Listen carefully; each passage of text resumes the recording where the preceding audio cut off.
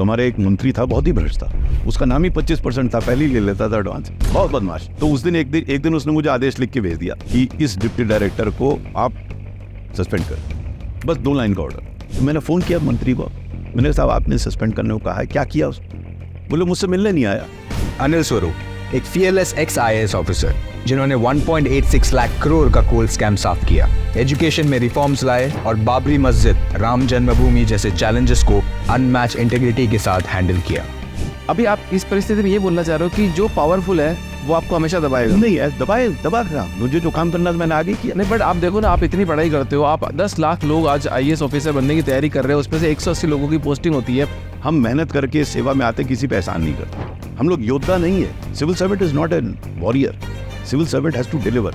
2 तरह की बात आती है, एक तो पक्के मकान देते हैं, बेघर लोगों को घर मिले हैं इसमें। बट आप घर दे रहे हो, जो पैसा जो आ रहा है आपके पास सरकार के पास, वो तो सारा टैक्स पेयर के थ्रू आ रहा है ना। सरकार के स्रोत क्या है पैसे के? दुनिया भर में, इंडिया छोड़ दीजिए, वो लोगों से ही लेगी ना, कोई कहीं गड्ढा खोद के उससे पैसा निकालेगी नहीं। जो सरकार उसको रोड बना के देती है, जो सहूलियतें देती है, उसका टैक्स देगी नहीं। रोडों की बात आप कर रहे हो, आप देखिए, आप जिस रोड पे चल रहे हो आपने थोड़ी ना बनाई है, या आपके पैसे से बनी है। तो इसमें देखो, आप अगर लिखोगे मोस्ट करप्टेड IAS ऑफिसर तो उसमें 100 लोगों की लिस्ट आएगी, जिसमें पूजा सेंगल ED की केस चल रहा है, Rajesh ji 2011 CBI gun licence के अंदर केस चल रहा है, Neeraj Yadav UP land scam चल रहा है, बाबुल अग्रवाल 5000 करोड़ का IT रेड का स्कैम चल रहा है। तो क्या ये चीज नेता को, क्योंकि वो तो उनको रिपोर्ट कर रहे हैं डायरेक्टली, तो क्या ये इनकी बिल्कुल समझ से बाहर है कि हो रहा है नहीं हो रहा? आप बहुत स्वीपिंग स्टेटमेंट दे रहे हैं।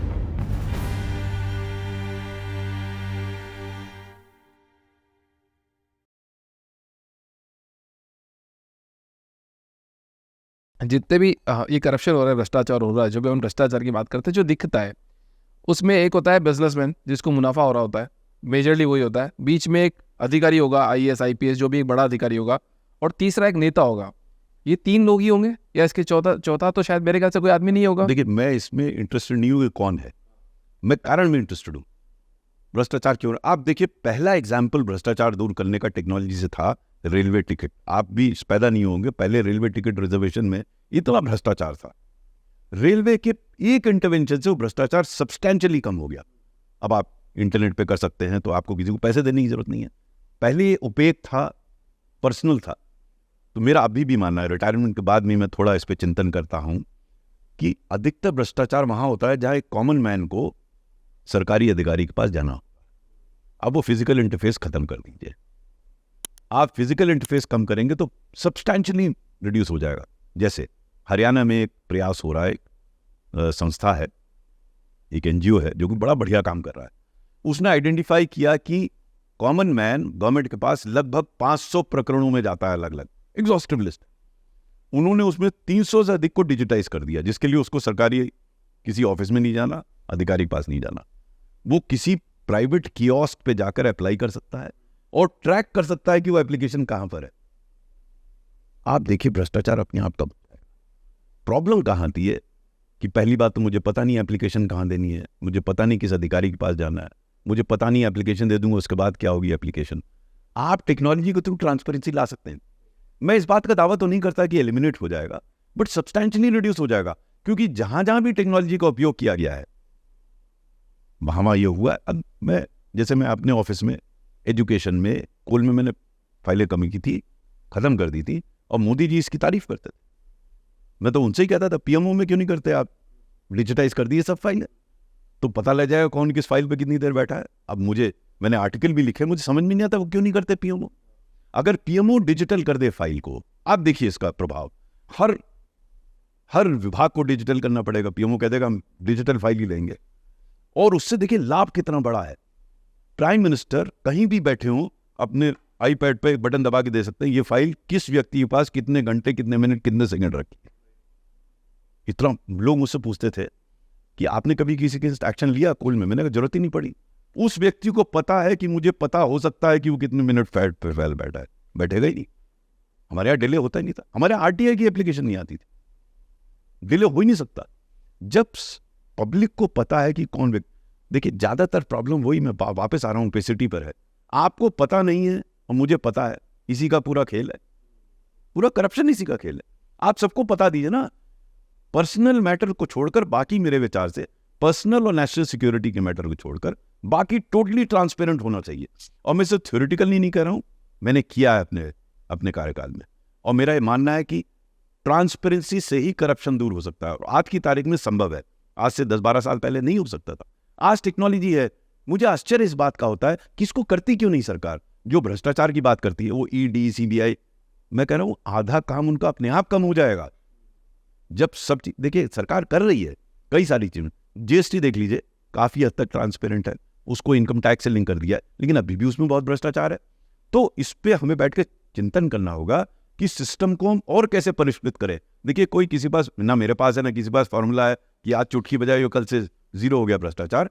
हमें देखना पड़ेगा, जैसे इनकम टैक्स ले लीजिए, आपको मालूम नहीं, आइडिया है नहीं, पहले इतना भ्रष्टाचार था इनकम टैक्स में। अब मुझे याद है एक चर्चा में मैंने कहा था कि वो इनकम टैक्स ऑफिसर का थानेदारी होती है, उसका एसएससी है, उससे फिट है। अब आज की तारीख में तो एसएससी है ही नहीं, वो जनरल फाइल करता है, अलग उसका असेसमेंट होता है। इससे बड़ी क्या है, तो सरकार ने किया है।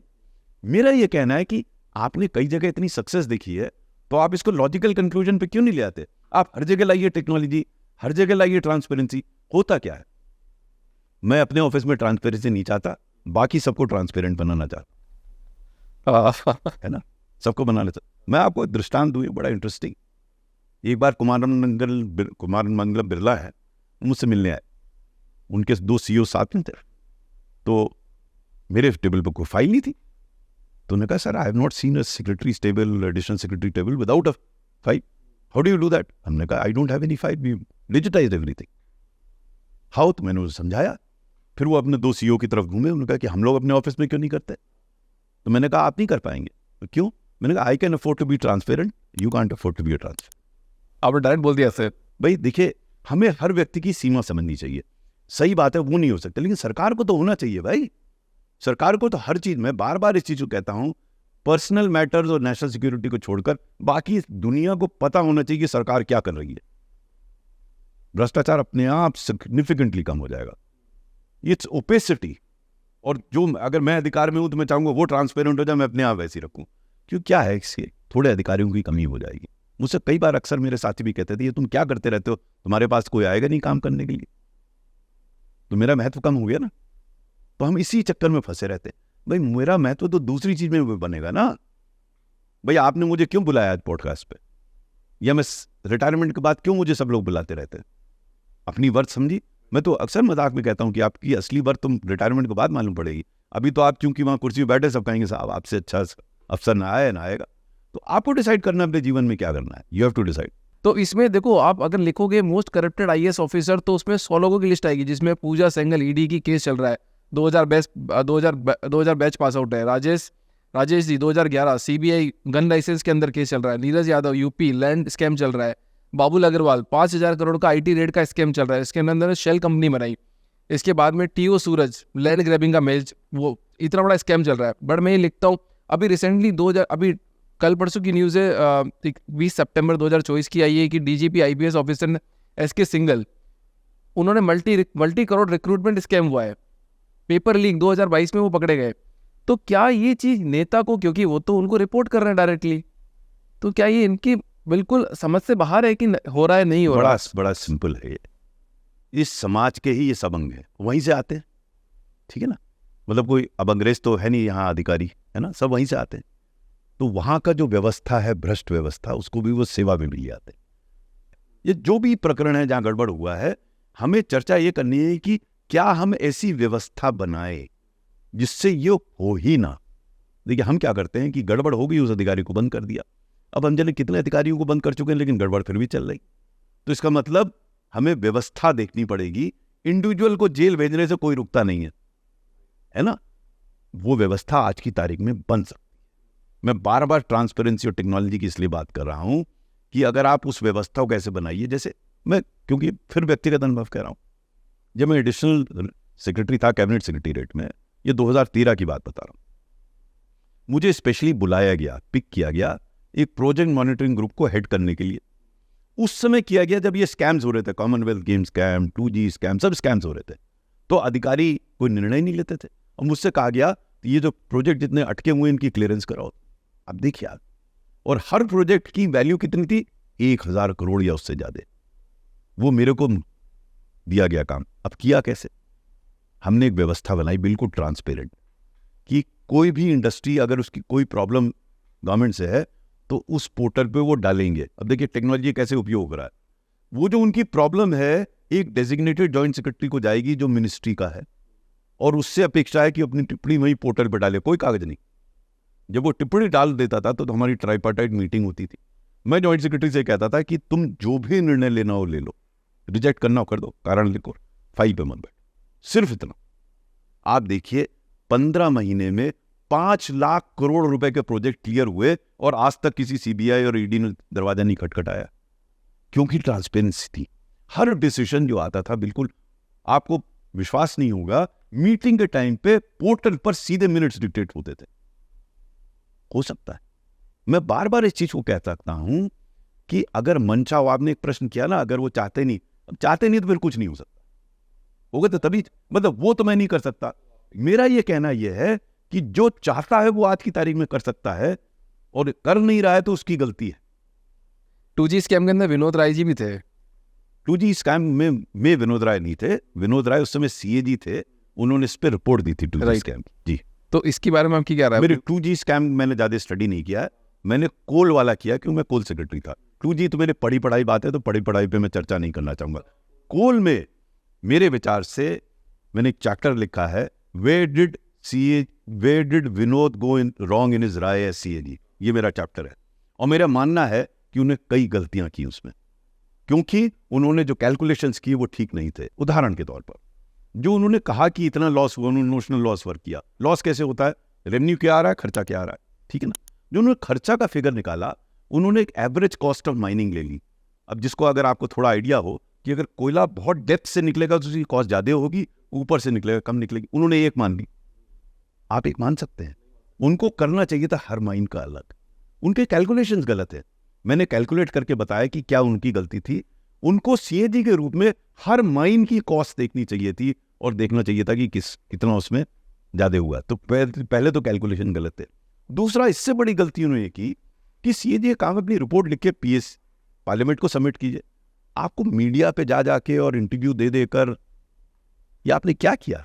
आप खुद पॉपुलर होना चाहते थे? आपको नहीं करना चाहिए था। आपको रिपोर्ट, भाई अधिकारी हैं, हम रोज प्रेस कॉन्फ्रेंस थोड़ी ना करेंगे इसने गड़बड़ की उसने गड़बड़ की। ये उन्होंने गलत काम किया, उससे माहौल ऐसा बन गया कि लोगों ने निर्णय लेने बंद कर दिए। मैं तो स्कूल सेक्रेटरी बना था, हमारे जॉइंट सेक्रेटरी सही कहते थे कि साहब हम लिखेंगे, कल हमसे प्रश्न होगा। आप विश्वास कीजिए, कुछ फाइलों पर इनिशिएट मैंने किया recommendation as secretary government of India. तो ऐसे माहौल में फिर काम कैसे होगा? पूरा माहौल इनिशिएट कर दिया। अब तो मैंने पढ़ा, ये मैंने नहीं देखा, मैंने व्यक्तिगत रूप से और फाइलें नहीं देखी कि 2G में सब छूट गए, सब छूट गए। तो इसका मतलब आपने अपना होमवर्क ही नहीं किया ठीक से। सो मेरा ये कहना है कि अगर गड़बड़ी हो रही है तो उसको डिटेल में जाके ऐसे करिए कि वो आदमी शुड बी नेल्ड, और एक उदाहरण बना जा सके कि गड़बड़ किया है। फिर आप व्यवस्था को बताइए कि व्यवस्था कैसे सुधारे कि आगे ये प्रकरण आए ही ना। मेरे को 14 साल की जर्नी बताओ सर। आपने 14 साल की जर्नी में आपको कैसे कैसे लगा यार मेरे साथ ये भी हो रहा है, ये भी हो रहा है, अब मैं इसको कैसे संभालूंगा? देखिए, शुरू से ही ऐसा कुछ मुझे मौके मिले। आप फ्रेशर थे, मतलब आप जस्ट आपने 14 रैंक पाई। आपको एक वाकया बताता हूं कि मैं एसडीएम हरदोई था, नया पहली पोस्टिंग, और as luck would have it Indira Gandhi ji का असैसिनेशन हो गया। 1984 बता रहा हूं। उनका असैसिनेशन होने के बाद तो बिल्कुल गदर कट गया एकदम।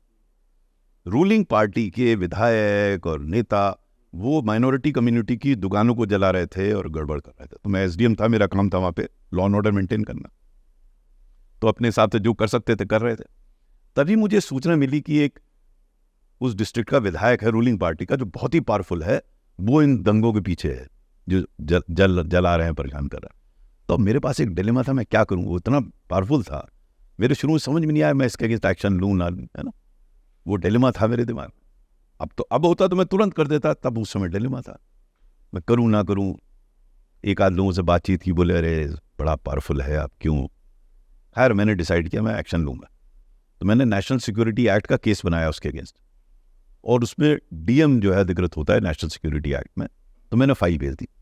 अब उसको पता चल गया ये नया नया एसडीएम आया, तो मेरे अगेंस्ट फाइल भेज दी। इसकी हिम्मत कैसे हुई फाइल भेजने की। तो चला गया लखनऊ, और लखनऊ जाके उसने हेडक्वार्टर में जाने क्या किया, मुझे तुरंत हेडक्वार्टर बुला लिया गया, मुझसे कहा गया आप आइए। तो बहुत दूर नहीं था, 1.5-2 घंटे की ड्राइव थी वहाँ से। मैं गया लखनऊ, जब सीनियर अफसर के कमरे में घुसा तो पहला उसका कमेंट ये था, अरे अनिल तुमने ये क्या कर दिया, तुम्हें समझ तो क्या था बैकग्राउंड क्या है। मैंने कहा, मैंने उनको बताया कि साहब ये कर रहा है और ये मेरे पास एविडेंस है। तो बोले तुमने किया तो ठीक है, लेकिन यार तुम्हारा अभी फ्यूचर है, बहुत करियर, तुम क्यों झगड़ा करते हो इनसे। अब देखिए, आपने मुझसे पूछा ना, ये क्राइसिस है कि वो कह रहा है मैं सही कह रहा हूं, फिर भी वो कह रहा है कि मत करो ये, ठीक है ना। मैंने कहा साहब वो तो आपको पता है, ठीक है। बोले नहीं यार तुम फाइल वापस ले लो, ये तुम्हारे हित में है, this is what he is telling me. तो मैंने कहा साहब वो तो तीर निकल गया कमान से, अब वो डीएम अधिकारी है, वो मना कर दें, रिजेक्ट कर दें साहब, मैंने निर्णय तो लेना नहीं है। अब देखिए वो कहता है नहीं नहीं है तो, अरे तुम अभी यंग हो यार, तुम्हारा बहुत करियर है। देखिए हर किस्म के लोग होते हैं, मेरे दिमाग में जिन्हें क्या आया मुझे अब इस समय में नहीं समझा सकता। मैंने कहा साहब वो तो हो गया, हो कन्वर्सेशन खत्म हो गया, मैं वापस आ गया जिले में, 24 घंटे में मेरा ट्रांसफर हो गया, 24 आवर्स में। 24 आवर्स। और जो ऑर्डर आया, मैं इतना उस दिन गुस्सा, मैंने कहा बताओ यार, मैंने तो सही काम किया, वो भी सही कह रहा है, मेरा ट्रांसफर कर दिया। I was very unhappy. लेकिन मैंने जो जिले में काम किया था उस समय सब डिवीजन में, लोगों को काफ़ी पसंद आया। मुझे याद है कि जब 3-4 दिन बाद मैं अपना सामान वामान बांध के वहाँ से जा रहा था स्टेशन पे, ट्रेन पे, स्टेशन झकाझक भरा हुआ था लोगों से, लोगों के आंख में आंसू थे, क्यों जा रहे हैं, घर ट्रांसफर हो गया। बड़ा मैं दुखी था उस दिन। 7 साल बाद मैं खुद डिस्ट्रिक्ट मैजिस्ट्रेट बना, लखीमपुर खीरी पड़ोसी जिले, वापस दूसरे जिले में। हाँ, दूसरे जिले में एसडीएम से प्रमोट हो गया था, डीएम बना मैं। तो जब मैं वहां बना तो मुझे बड़ा लाभ हुआ, मतलब वहां सब लोग जानते थे कि ये किसी को सुनेगा नहीं, गड़बड़ करेगा अंदर कर देगा, ये रेपुटेशन पहुंच गई थी वहां पर। उस समय राम जन्मभूमि का प्रकरण चल रहा था, राइट, बाबरी मस्जिद। बाबरी मस्जिद तो बाद में ढही, उस समय फेरी वेरी निकाल रहे थे। तो बाकी सब जिलों में कर्फ्यू था, लखीमपुर खीरी में हमें कर्फ्यू नहीं लगाना पड़ा। वो इसलिए नहीं लगाना पड़ा क्योंकि लोगों को पता था जो गड़बड़ करेगा कोई पार्टी का हो अंदर कर देंगे, क्योंकि हरदोई पड़ोसी डिस्ट्रिक्ट था, वो रेपुटेशन मेरी पहुंच गई थी, बड़ा बढ़िया चल रहा था। बट अब देखिए किस्मत की बात है, एक मर्डर हो गया। मर्डर हुआ तो वहां जो डिस्ट्रिक्ट प्रेसिडेंट था रूलिंग पार्टी का, उसने कहा हम तो जनाजा निकालेंगे इसका, फ्यूनरल प्रोसेशन। तो मैंने कहा यार तुम्हारी सरकार है, मैंने बात की उससे, तुम्हारी सरकार है, कम्युनल राइट हो जाएगा, तुम ये क्या कर रहे हो। नहीं साहब हम तो निकालेंगे। तो मैंने उसको बंद कर दिया। अब देखिए वहां तो मैंने सिर्फ फाइल भेजी थी, यहाँ मैंने बंद कर दिया उससे डिस्ट्रिक्ट प्रेसिडेंट को। मैंने वाइफ से कहा कि देखो भाई अब इसको बंद किया, अब ट्रांसफर तो होना ही है, हो सकता है सस्पेंशन भी हो जाए, क्योंकि प्रेसिडेंट को बंद किया है। रात को 10 बजे चीफ मिनिस्टर थे मुलायम सिंह जी, उनका फोन आया, कलेक्टर साहब आपने ये क्या कर दिया। मैंने कहा साहब ये बैकग्राउंड है। नहीं उसको उनको छोड़ा नहीं जा सकता। मैंने कहा साहब सरकार आपकी है, वो जो छोड़ेंगे वो फ्यूनरल प्रोसेशन निकालेंगे तो यहाँ राइट होगा साहब, सबकी बदनामी होगी। नहीं कोई तरीका निकालिए। मैंने कहा साहब आप उनसे बात कीजिए, कोई बात करे लखनऊ से, उनसे कहे कि साहब क्यों निकाल रहे हैं, मैं उनको छोड़ दूंगा। मालूम नहीं उन्हें क्या दिमाग में आया, उन्होंने फ़ोन रख दिया। तो रात को मुझे कन्विंस हो गया सुबह तक मेरा ट्रांसफर हो जाएगा। सुबह मुझे फ़ोन आके बताया गया कि साहब वो अध्यक्ष जी ने तैयार हो गया फ्यूनरल प्रोसेशन नहीं निकालने के लिए। हो सकता है लखनऊ से किसी ने बात की, आई डोंट नो क्या हुआ।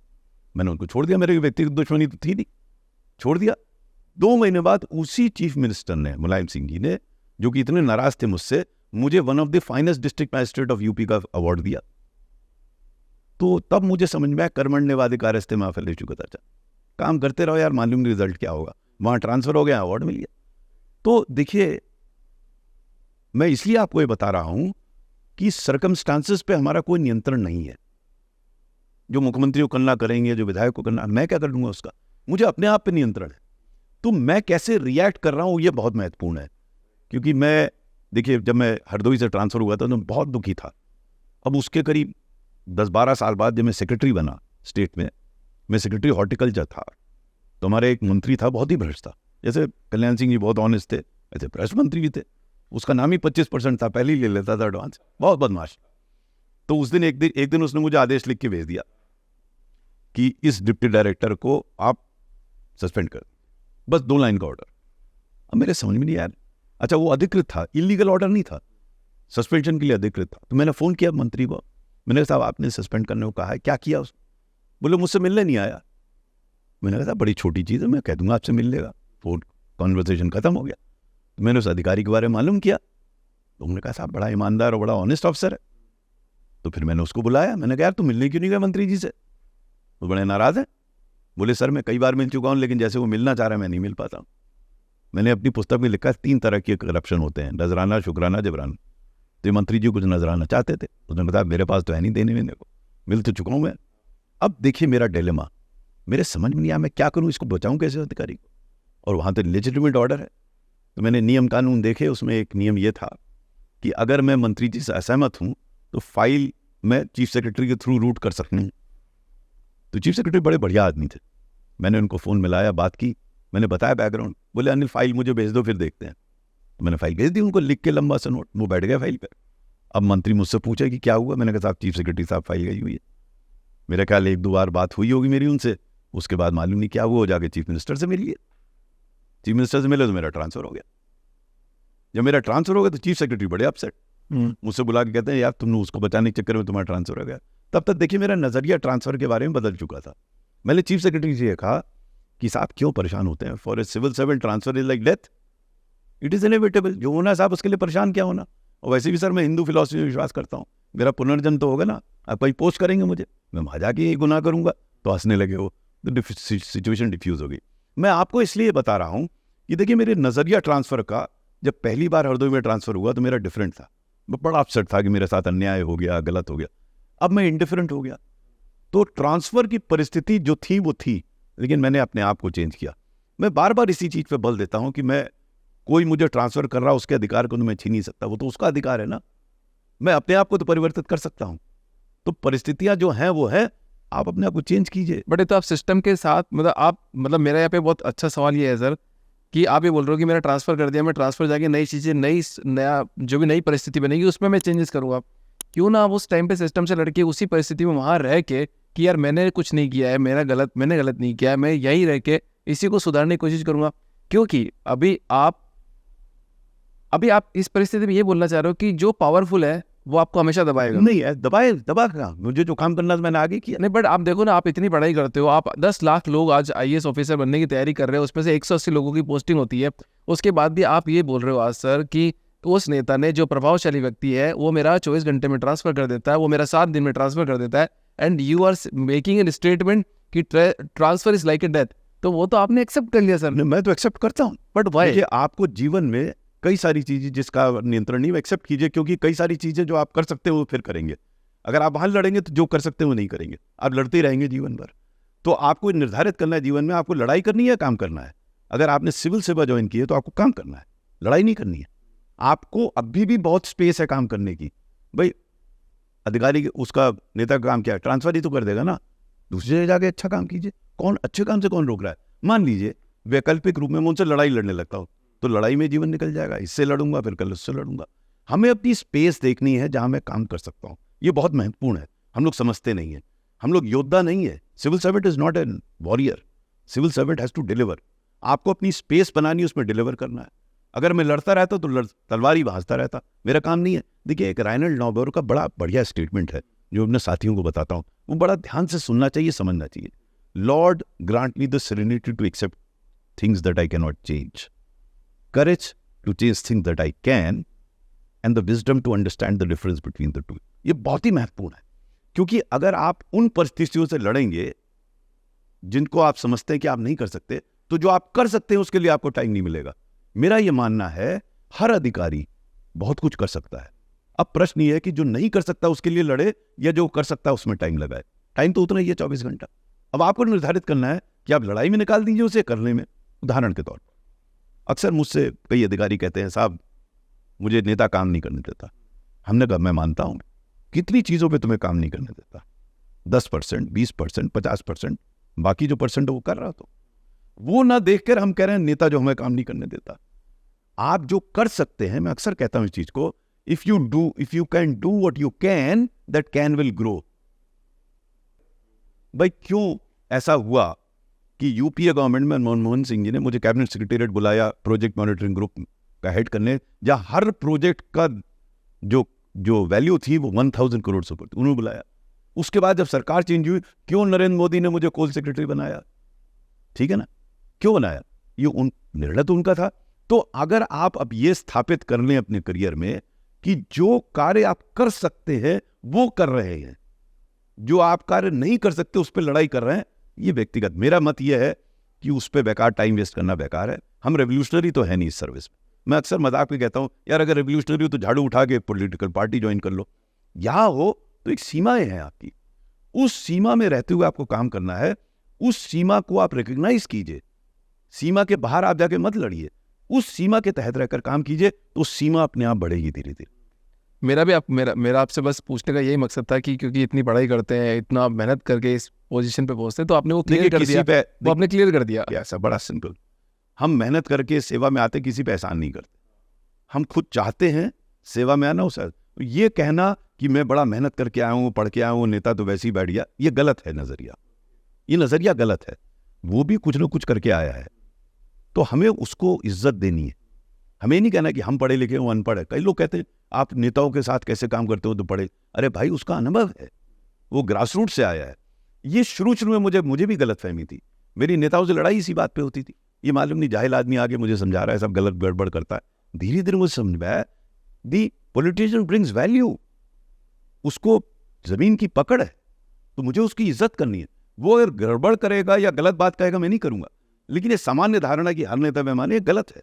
ये मैंने धीरे धीरे समझा। शुरू में नहीं, शुरू में कोई नेता मेरे पास आता था, मैं बड़ा बायस होकर उससे बात करता था, ये कुछ ना कुछ गड़बड़ होगा, इसका कोई एजेंडा होगा। मुझे समझ में आया कि वो भी वैसे ही जैसे हम हैं, वो भिन्न परिस्थिति में आया, भिन्न परिस्थिति। जो मैं बार बार एकोमोडेशन की बात करता हूँ वो यही है। It's not compromise, I am recognizing the value of the politician, he brings value to administration. ये हमें रिकग्नाइज करना है। मैं फिर इस चीज को कह रहा हूं, अगर वो गलत काम कह रहा है बिल्कुल मत कीजिए, लेकिन आप ये मान के क्यों चल रहे हैं कि वो सब गलत कहता है? आप मान के चल रहे हैं कि वो आपको काम नहीं करने देता। उसकी अपनी भूमिका है। कुछ नेता गड़बड़ हैं, कुछ नेता अच्छे हैं। भाई देखिए, मैंने तो बड़े अच्छे नेताओं के साथ काम किया, वो गड़बड़ नेता के साथ भी काम किया। कल्याण सिंह जी थे, मल्लिकार्जुन खड़गे साहब थे, प्रकाश जावड़ेकर साहब, इतने बढ़िया नेता, ऑस्कर फर्नांडिस, अलग अलग पार्टी में अच्छे नेता थे, गड़बड़ भी थे जैसे मैंने बताया। अब ये मुझ पे निर्भर करता है कि उन नेताओं से मैं बेस्ट कैसे करा लूं।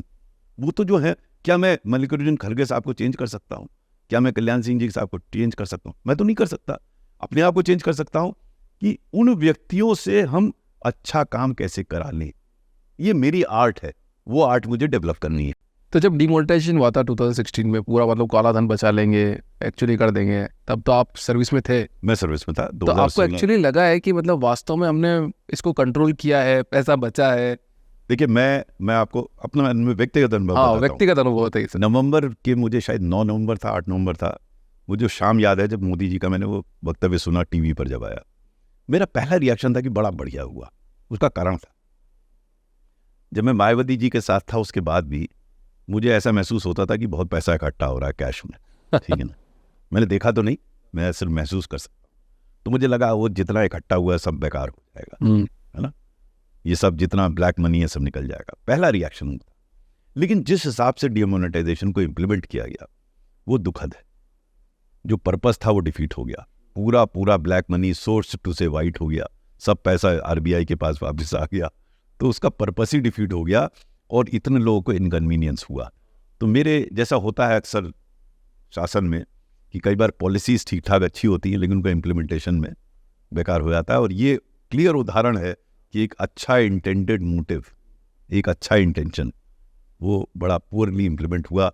लोगों को इतनी इनकन्वीनियंस हुई और जो पर्पस था शायद वो भी सर्व नहीं। और इंटेंशन बहुत अच्छा था। देखिए, मुझे पॉलिसी वो ठीक लगी, उसमें एक आध चीज़ गलत थी, वो तो किसी में भी हो सकती है। मेरा मानना यह था कि भाई अगर आपको वाकई ब्लैक मनी हटाना था, 2000 रुपये का नोट क्यों लाए आप? 1000 का ख़त्म किया था तो 2000, वो भी साइज़ में छोटा था 1000 से, तो और आसान है आपका पैसा रखना। लोग कहते हैं लिक्विडिटी के लिए मार्केट में इसलिए लाया गया। मेरे विचार से अगर वो नहीं लाते तो ऐसा समस्या नहीं आती। दूसरा, जो कि मैं नहीं समझता प्रधानमंत्री इसके लिए रिस्पॉन्सिबल हैं, वो जो अधिकारी हैं उनको इस पर सोचना चाहिए था कि 500 नोट का साइज़ क्यों कम किया। 500 नोट का साइज़ वही रखते तो एटीएम में लोगों को परेशानी नहीं होती। लंबी क्यों लगती थी इस वजह से कि वो हर जगह वो उसको कॉन्फ़िगर करना था उस मशीन को। तो कई ऐसे डिसीजंस थे जो मेरा ख्याल प्रधानमंत्री, तो इसके लिए मैंने तो उस समय जो सचिव थे उनसे कहा भी इस बात को कि तुमसे किसने कहा था यार ये कम करने को? अब आजकल आरबीआई गवर्नर है, साइज़ कम करने को। मतलब ये तो अधिकारियों को सोचना चाहिए भाई कि आपने क्यों साइज़ कम किया। या प्रधानमंत्री सोचेंगे? प्रधानमंत्री से अपेक्षा नहीं है कि उसके इम्प्लीमेंटेशन इशू सोचें, हम लोग का अनुभव होता है, हमने अपने कार्य किया फील्ड में, तो हमें विजुलाइज करना चाहिए कि इस कार्य को करने के लिए या उसका इम्प्लीकेशन क्या होगा. Implementation was very poor. तो जितना भी आज चलो आपने बात करी, तो मैं एक मुद्दा उठा ही देता हूँ यहाँ पे कि जब चुनाव होते हैं तो जो भी गवर्नमेंट स्ट्रांग होती है, पूरे इंडिया में जितने भी होर्डिंग होंगे, जितने भी न्यूज़ चैनल होंगे, जितने भी न्यूज़पेपर होंगे, हर जगह पे उनके ऐड आते हैं. फ्री में तो नहीं कर रहे होंगे, नहीं, पैसा देते हैं, ऐसा पैसा तो उनको प्राप्त हो. देखिए, मैं आपने चूंकि ये बात उठाई, इलेक्टोरल बॉन्ड एक बहुत अच्छी व्यवस्था थी, लेकिन उसको ट्रांसपेरेंसी से ऐड नहीं किया. अगर ये ट्रांसपेरेंट होते तो इलेक्टोरल बॉन्ड से बढ़िया व्यवस्था थी ही नहीं. आपने क्या किया, इलेक्टोरल बॉन्ड कर दिया और ये का सूचना नहीं देंगे किसने दिया, तो पर्पस ही डिफीट हो गया. फिर वो अंडर द टेबल शुरू हो गया. आप उसे खोल दीजिए ना, टोटली ट्रांसपेरेंट बना दी, तो इलेक्टोरल बॉन्ड को सबको पता है, इसने इसको इतना पैसा दिया, इसने इसको पैसा दिया, उसमें क्या नुकसान. बट उसको तो भ्रष्टाचार बना दिया ना कि भाई की कंपनीज में आज ऐसे मुद्दे उठ गए हैं कि भाई की एक बिजनेसमैन इलेक्टोरल बॉन्ड के नाम पे पैसा दे रहा है गवर्नमेंट को, और वो बच जाता है इजीली अगर वो कोई भी काम करे. देखिए, वो इसलिए बच जाता है कि आपने उसे ओपेक रखा. आप सोचिए इस बात को, आप विजुलाइज कीजिए कि अगर ट्रांसपेरेंट होता कि आज रेड हुई और कल मालूम पड़ गया उसने पैसा दिया, वो तुरंत ही धर लिया जाता. बट चाहते नहीं है ना कि ट्रांसपेरेंट हो. नहीं, अब ये तो अलग बात आप बात कर रहे हैं. हमने सामान्य सैद्धांतिक बात कही. मेरा यह मानना है कि ट्रांसपेरेंसी के थ्रू भ्रष्टाचार बहुत अधिक तक कम किया जा सकता है.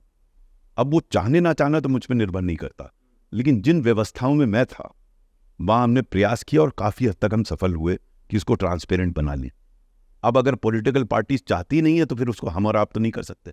फिर बात वही आ सकती है, focus on what you can, and ठीक, बाकी जो चल रहा है आप नहीं कर सकते तो नहीं कर सकते. अब ये कोल से आप एजुकेशन में आ गए.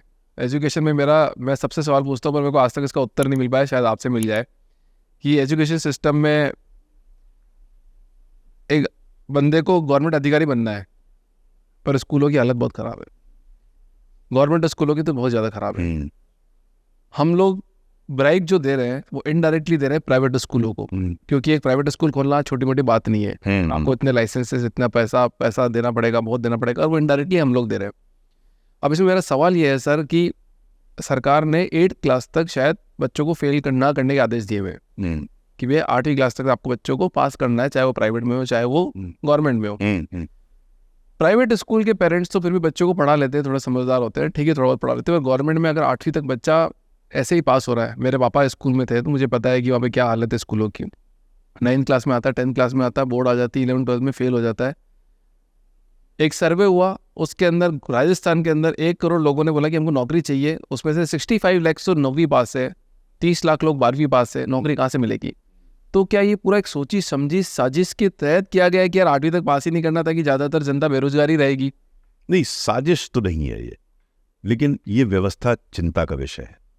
बात आप बिल्कुल सही कह रहे हैं कि शिक्षा के क्षेत्र में बड़ी कठिन समस्याएं हैं. मैं अक्सर मजाक में कहता था, मैंने पुस्तक में भी लिखा है कि कोल में तो माफिया ऊपर है, माइनिंग नीचे है, स्कूल का माफिया तो सब अंडरग्राउंड है, बेड़ा गर्क की है इस देश का. तो उससे झगड़ने के लिए, उससे काम कराने के लिए शायद ज़्यादा समय.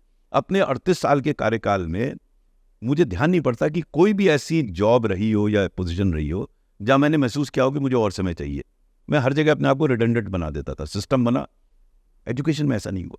वही एक ऐसा सेक्टर था जहाँ मैं सोचता था यार इसमें थोड़ा और समय मिलना चाहिए था. तो माफिया कैसे काम करता है इसमें? मतलब आपने माफिया बोल दिया, mafia is a very big 4-5 word. किस्म के बड़े गंभीर माफिया हैं. हाँ, कैसे? सबसे गंभीर माफिया जो है वो बीएड और डीएलएड कॉलेज का. ये मैंने पूरा चैप्टर लिखा है इस पर अपने पुस्तक में. मैं नया सचिव बना था तो chairman national council for teacher education तो वो आए मुझसे मिले, सीनियर आईएएस अफसर थे, बड़ा बढ़िया अफसर. उन्होंने कहा सर ये इस देश में करीब 16,000 बीएड और डीएलएड कॉलेज हैं, उसमें से सर 4,000 ऐसे हैं जो है ही नहीं, एक कमरे में हैं और अपना सर्टिफिकेट दे देते हैं, बीएड डिग्री दे देते. तो उसने मुझसे कहा सर मैं उन सबको नोटिस भेजना चाहता हूँ कि एक एफिडेविट पे आपके यहाँ कौन कौन काम कर रहा है, चौहद्दी क्या है, वो भेजिए. एफिडेविट पे इसलिए कि अगर गलत इन्फॉर्मेशन देगा तो क्रिमिनल केस बनेगा. बिल्कुल गो हेड. तो उसने सबको 16,000 को नोटिस जारी किया. अब ये इतने बदमाश है इसमें ज़्यादातर कि वो कोर्ट चले गए, 17 हाई कोर्ट में गए, 3 हाई कोर्ट ने स्टे दे दिया इस सूचना प्राप्त करने पर. आप देखिए, आप वकील सही पकड़ लीजिए तो कोई स्टे मिल जाएगा आपको.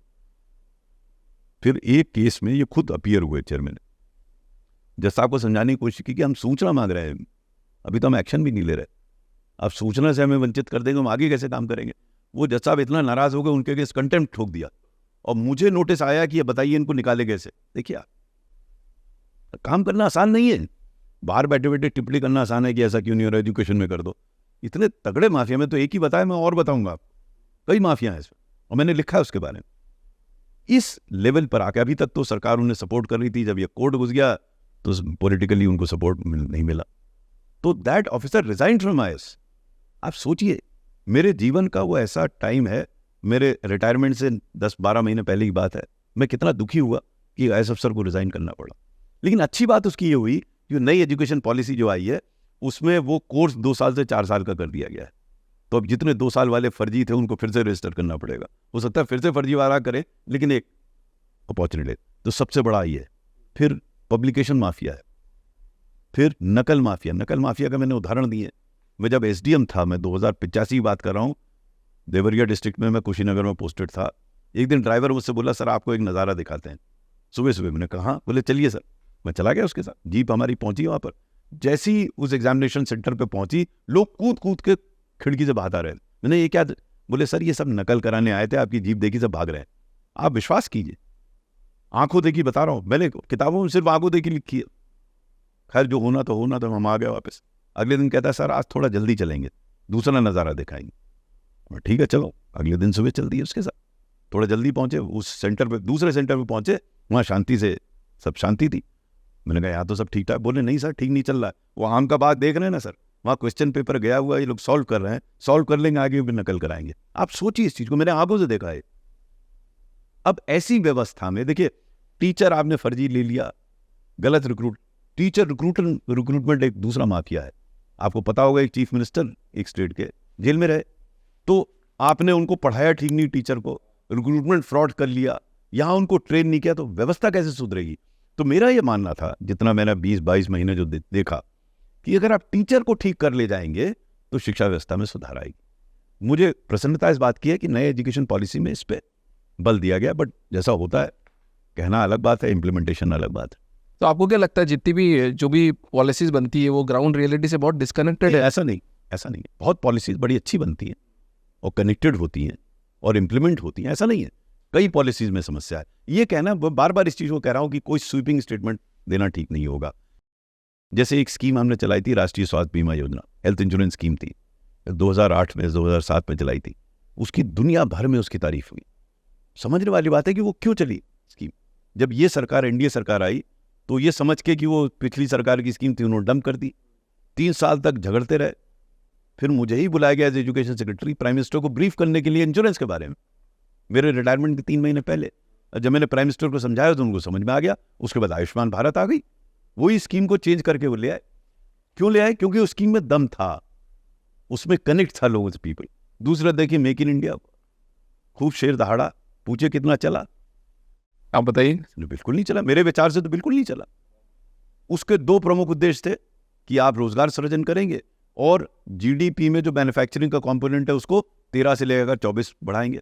तो ना तो रोजगार सृजन हुए, ना वो जीडीपी कंपोनेंट 13% से ऊपर गया, 13-14 पे ही अटका हुआ है। तो हमें ये समझना पड़ेगा, अगर कोई चीज हुई है तो क्यों हुई है, उसे सीखे, और कोई चीज नहीं हुई है तो क्यों नहीं हुई है, इस पे थोड़ा विस्तार से जाना पड़ता है। अखबारों में तो छपेगा नहीं। अब हमारा मंशा सिर्फ अखबार की हेडलाइन पकड़ना है, तब आप डिटेल में क्यों जाएंगे भाई? पॉलिसीज की बात कर रहे हैं तो एक थोड़ा दिमाग में मेरे क्वेश्चन ये भी आ रहा है कि पॉलिसीज मतलब गरीबों के लिए ज़्यादातर बनाई जाती है ताकि उनका उद्धार हो सके, ऐसा ही करके बोला जाता है, जो हमने सुना है, जो न्यूज़पेपर में सुना है। 2 तरह की बात आती है, एक तो पक्के मकान देते हैं, फ्री में बांट रहे हैं आप मकान, 10-10 लाख के मकान बांट रहे हो। एक आता है, एक बोलते हैं कि आपके बैंक अकाउंट में 10,000 रुपये खटाखट जमा, ये पैसा तो टैक्स पेयर का है।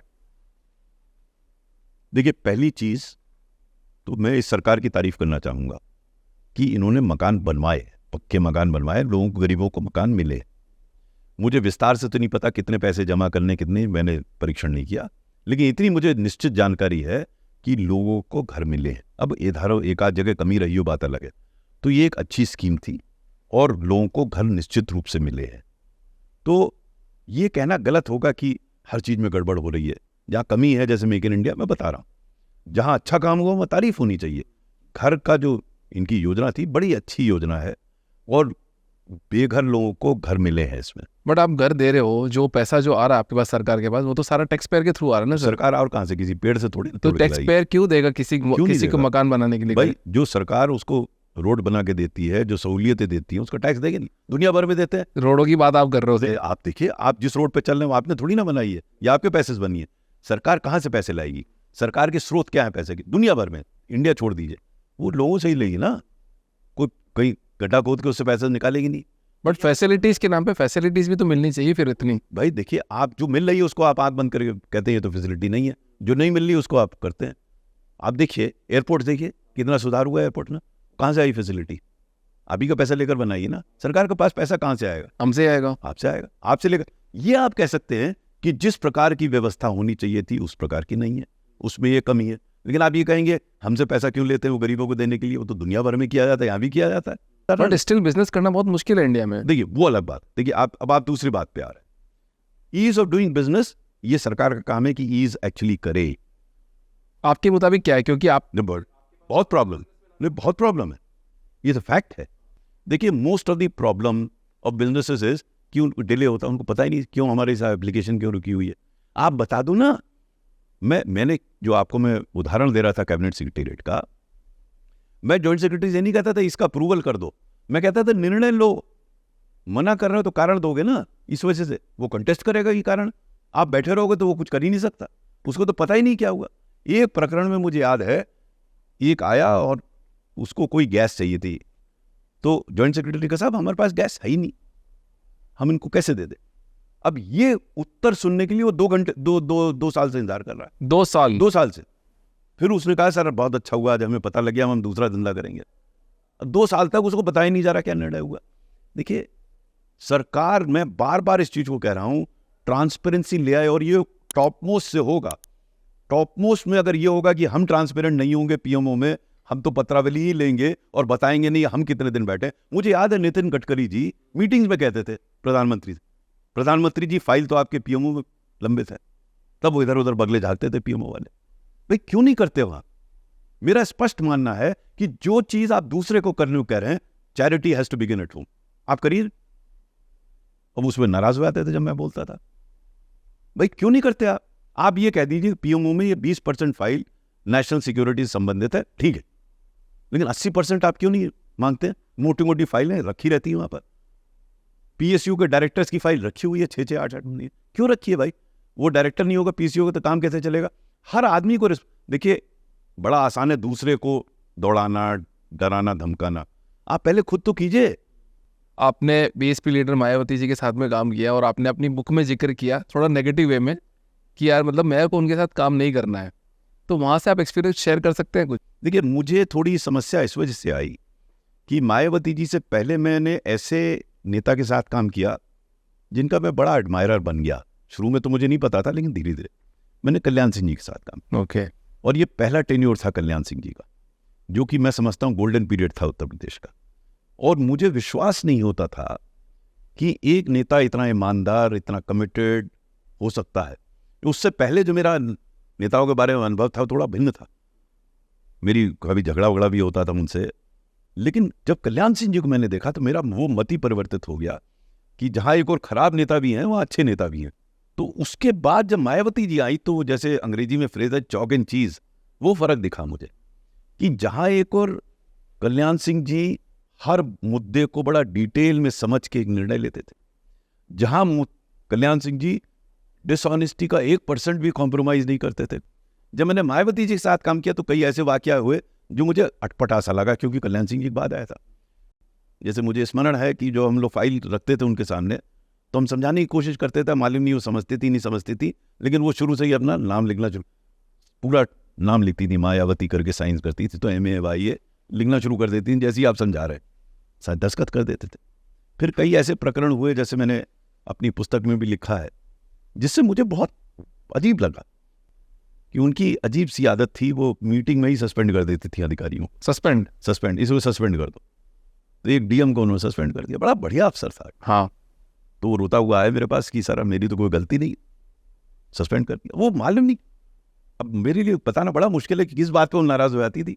वो तुरंत हो जाती थी। मतलब जैसे मैंने कल्याण सिंह जी को बड़ा मैच्योर सोच समझ के निर्णय लेने वाले थे, ये तुरंत ले निर्णय और इस प्रकार के निर्णय सस्पेंड कर दिया।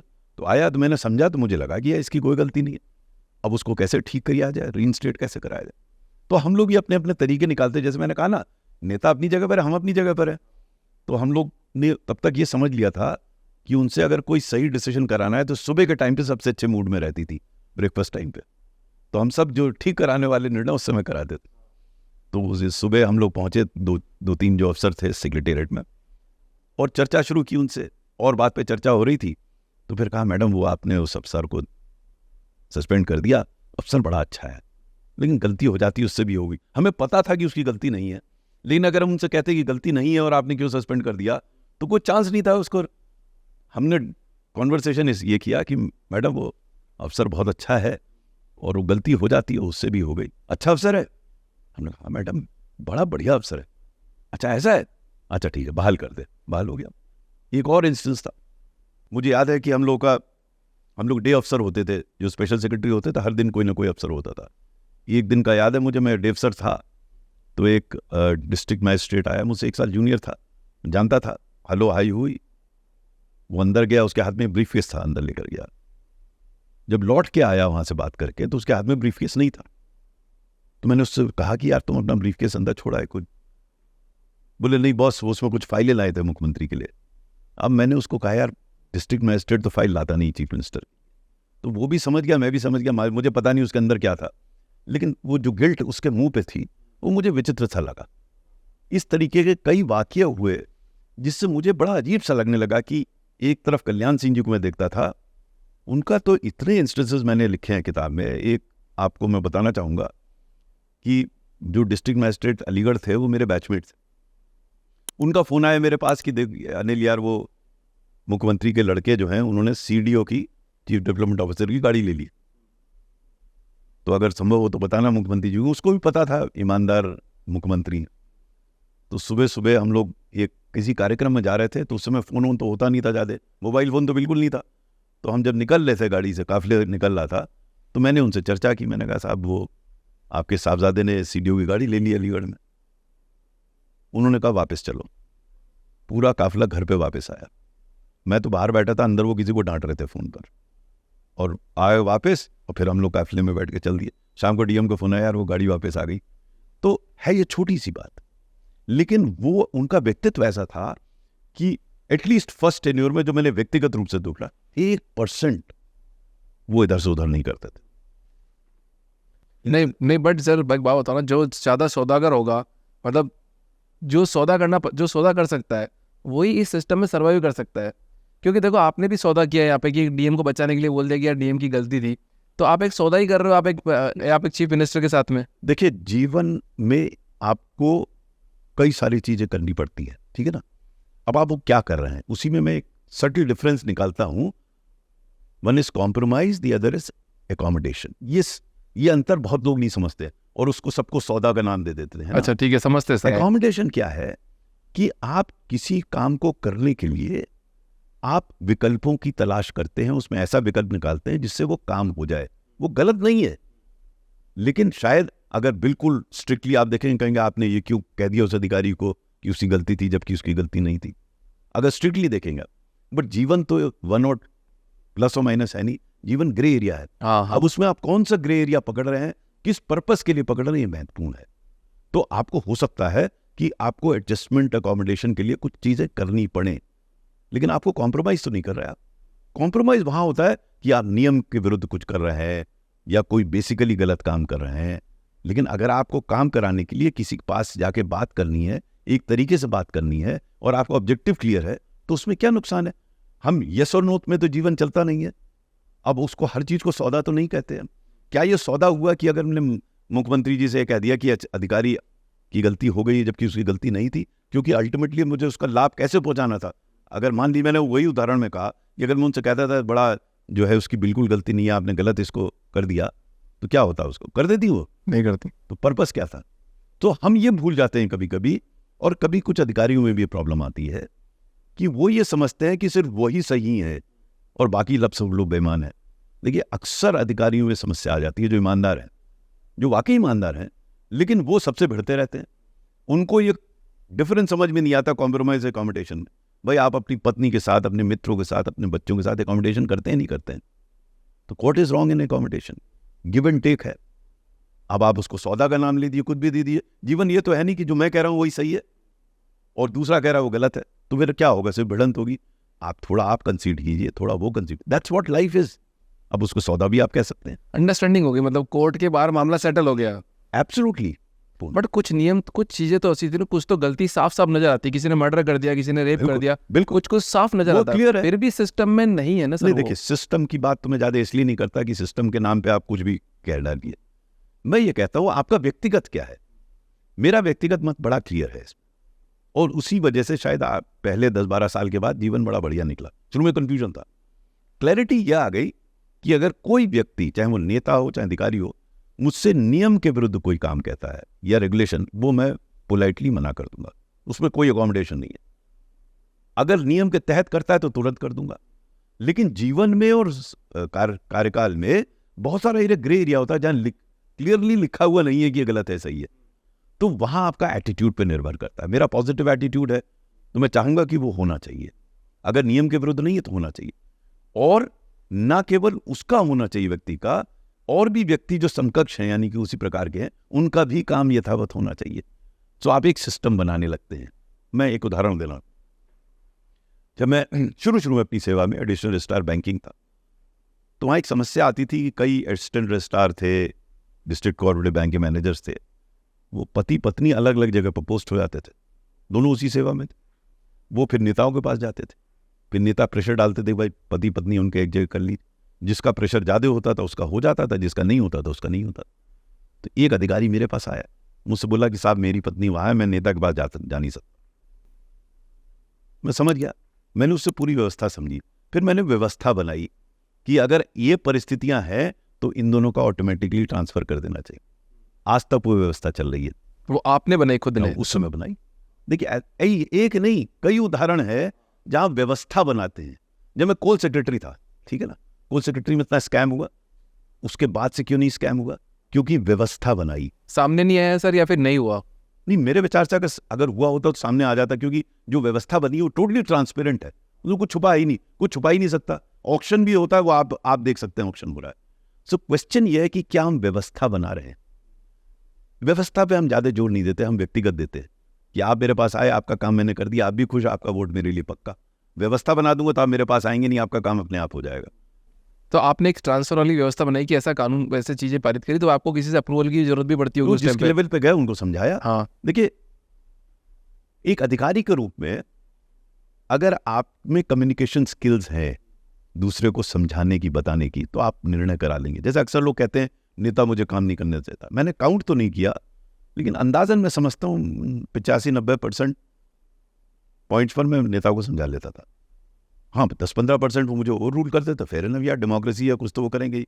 अब मैं ये मान के चलूँ नहीं मेरी बात है, वो बड़ा गड़बड़ हो जाता है। वो कई बार होता है अधिकारियों में। मैं कह रहा हूँ, अरे भाई, अगर नियम नहीं है किसी चीज में, ग्रे एरिया है ना, नियम है तो कोई समस्या ही नहीं है। तब तो आप नेता अगर नियम के विरुद्ध कहता है, आप पोलाइटली मना कर दिए, मत कीजिए, क्योंकि आप फंसेंगे, वो भी फंसेगा, तो वो तो नहीं करना।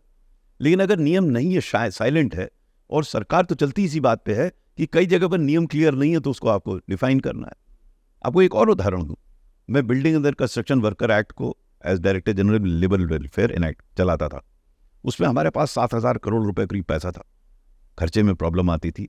एक मुद्दा मेरे सामने आया कि जो ईंट भट्टे में होते हैं काम करने वाले, इनको बिल्डिंग अंडर कंस्ट्रक्शन वर्कर माना जाए या ना माना जाए। देखिए, एक्ट साइलेंट है, उसमें लिखा नहीं है, एक्सेट्रा लिखा है या एंड द लाइक लिखा है, उसको आप इंटरप्रेट कैसे करेंगे?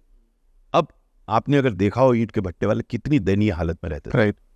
तो मैंने उसका पूरा एक्सप्लेन किया फाइल पर, मेरे नीचे लिखा, उन्होंने टेक्निकली बिल्कुल स्पष्ट लिखा, मेरे नीचे वाले अधिकारी ने, उसने भी सही लिखा कि साहब अगर आप इनका ईंट भट्टा करेंगे तो कल स्टील मैन्युफैक्चरर भी कहेंगे कि हमारे स्टील सरिया जो है वो बिल्डिंग में लगता है, हमारे वर्कर को भी दीजिए, है ना। जैसे ईंट मैन्युफैक्चर हो रही है, ईंट जो लगती है वो बिल्डिंग में लगती है, ईंट को बनाने वाला तो उससे कोई मतलब नहीं है। नहीं, मैंने उसको डिफाइन किया, और डिफाइन करके एक पन्ना लिखा उसके जस्टिफिकेशन में कि इनको मिलना चाहिए इसका बेनिफिट। और ये बात है करीब 2008 या 9 की। 15 साल हो गए अभी तक तो किसी CBI वाले ने दरवाजा खटखटाया नहीं। मैंने लिखा उसमें कि इनको मिलना चाहिए, और स्टील वालों को क्यों नहीं मिलना चाहिए। मैंने लिखा कि जो वैल्यू एडिशन ईंट भट्टे वाला मट्टी में करके ईंट बनाता है, वो सरिया वाला सरिया आयरन स्टील में नहीं करता। वहाँ वैल्यू एडिशन 5-10% है, यहाँ वैल्यू एडिशन 90% है, वरना मिट्टी तो बेकार है। तो अगर 1 रुपए की ईंटी बेच रही है तो मिट्टी की वैल्यू 10 पैसे है, 90% तो उसकी मेहनत है उसमें, वैल्यू एडिशन 90% है, वो आज तक जस्टिफाइड है। तो हमें ये देखना है कि हम व्यवस्था बनाएं। ये व्यवस्था बन गई आज की तारीख में, बिल्डिंग कंस्ट्रक्शन वर्कर्स में ईंट भट्टा लोगों को मिलती है। तो आपके 37 साल के करियर में सबसे खतरनाक इंसिडेंट कौन सा हुआ? वो सुबह करीब 10:15-11 बजे फ़ोन आया कि कुछ आतंकवादियों ने ब्रांच को लूटने की कोशिश की, उसके बाद वो भाग रहे। बस इतनी खबर थी, ये SP ने मुझे दिया। तो एज DM मेरी ज़रूरत नहीं थी कि मैं जाऊं उस तरफ, मेरा काम भी नहीं था, लेकिन मेरे दिमाग में यंग था, मैंने कहा चलो हम भी चल दिए उधर। जब हम लोग वहाँ पहुँचे स्पॉट पे, तब तक वो जीप से भाग गए थे आतंकवादी, लेकिन बताया गया कि उनका एक टायर पंक्चर हो गया है, तो वो एक गन्ने के खेत में छुपे हुए हैं। ये करीब लखीमपुर खीरी से 60-70 किलोमीटर दूर। तो हम लोगों ने फोर्स से उस गन्ने खेत को घेर लिया, और घेर के रात भर फायरिंग चली। आप भी थे मौजूद? मैं मौजूद था स्पॉट। और फायरिंग ऐसी नहीं होती जैसे फिल्मों में दर दर दर दर दर दर दर, ऐसा नहीं। एक गोली कभी इधर चल गई, एक गोली उधर चल गई, और फिर करीब 3-4 बजे तक रात को फिर फायरिंग अंदर से बंद हो गई। तो हम लोग वेट करते रहे। सुबह के टाइम पे 5-6 बजे करीब कुछ जवान क्रॉल करके गए अंदर गन्ने खेत में, और उन्होंने पाया कि 5 आतंकवादी ढेर हो गए थे। अब ये जो मैंने आपको तुरंत बता दिया, वो बड़ा टेंशन वाला था, क्योंकि हमारे पास इतनी फोर्स थी नहीं। तो मेरा काम क्या था प्राइमरीली कि मैं होम सेक्रेटरी से बात करूं और इंश्योर करूं कि और फोर्स मिले आसपास से। जिले SP तो वहाँ स्पॉट पे ही था, उसके लिए उसके प्रेसिडेंट मेडल मिला उसको, वो वही था पूरी फोर्स के साथ। और सबसे मजे की बात ये थी कि वहाँ पब्लिक इतनी उत्साहित थी, उन लोगों ने ट्रैक्टर ला के गन्ने खेतों के चारों तरफ खड़ा कर दिया, तो लाइट जला दी थी चला के, जिससे अगर भागे तो उनको ठोक लें। देखिए आप, वहाँ माहौल छाया था जिले का, इतना मज़ा आता था मुझे, मैं वो अनुभव तो मैं भूल ही नहीं सकता। मैं वहाँ जो लोकल सरदार थे उनसे पर्सनल कॉन्टैक्ट में था, कई सरदारों, तो हमें इंटेलिजेंस यूँ मिलती थी एकदम, उन्हीं से मिल जाती थी ये आतंकवादी, ये सरदार ही थे आतंकवादी। तो यही हमें मैसेज मिला, इसी पे अटैक हुआ, 5 आतंकवादी मारे गए वहाँ पर। तो अब कहिए वो कैसा था। तो हर इंसिडेंट की अपनी इंपॉर्टेंस है, उस समय के लिए वो सबसे टेंस था। फिर जब मैं कोल सेक्रेटरी पोस्ट हुआ, तो मैं इनिशियल ये हुआ कि यार यहाँ तो इतने स्कैम्स हुए, तो मैंने अपने मित्र को फ़ोन किया, यार ये कोल सेक्टर कैसा है। उसने कहा गैंग्स ऑफ वासेपुर देखी है क्या। तो वो एक नया था अनुभव। तो हर अनुभव अपने आप में मजेदार था। मतलब ऐसा कभी लगा कि यार अब तो गए? ये तो कभी नहीं लगा। ऐसा कभी नहीं लगा? ये नहीं लगा कभी गए। मैं टेंशन था, बट गए वाला कभी नहीं फीलिंग हुई। मतलब वो देखिए, मुझे दुख हुआ कई बार, जैसे मैंने आपको उदाहरण दिया जहाँ वो हमारे डिप्टी डायरेक्टर को सस्पेंड करने को भेजा, तो गए मेरा लिए नहीं, मत बहुत दुखी हुआ।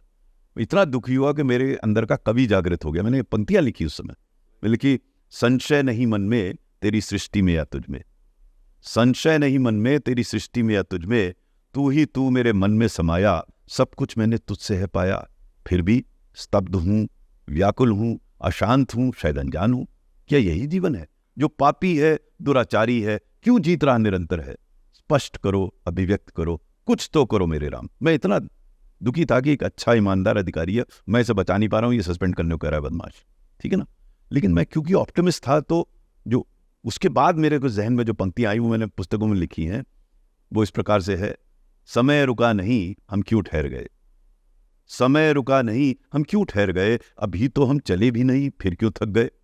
उठो पथिक मत भ्रमित हो, धूमिल अंधियारे में, श्रेष्ठ वही जो घिरा नहीं हो क्षणिक निराशा में, जागो जगाओ मन मत पहलाओ, एक मसीहा तुम भी बन जाओ।